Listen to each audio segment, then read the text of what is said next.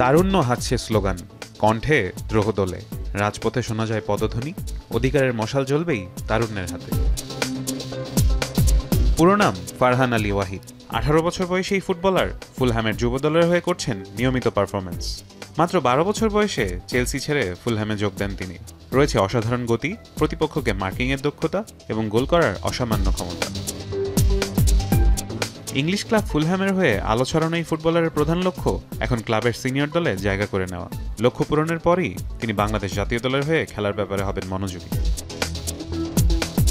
গেল মৌসুমে অনূর্ধ্ব 18 দলের হয়ে 17 ম্যাচে করেছেন 7 গোল। এছাড়া প্রিমিয়ার লিগ, ইন্টারন্যাশনাল কাপে অনূর্ধ্ব 21 দলের হয়ে অভিষেক ম্যাচেও করেছেন গোল। এমন অসাধারণ পারফরমেন্সের স্বীকৃতি ফুলহ্যামের সঙ্গে তার প্রথম পেশাদার চুক্তি, যা তার ক্যারিয়ারে রাখবে গুরুত্বপূর্ণ ভূমিকা।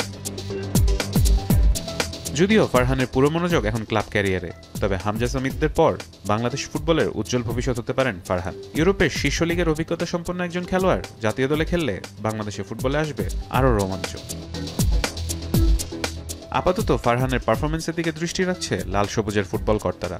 ভবিষ্যতে হামজাদের সতীর্থ হয়ে একদিন তিনি গায়ে জড়াবেন জাতীয় দলের জার্সি। দেশের ফুটবল মাতাবেন হামজা ফারহানরা।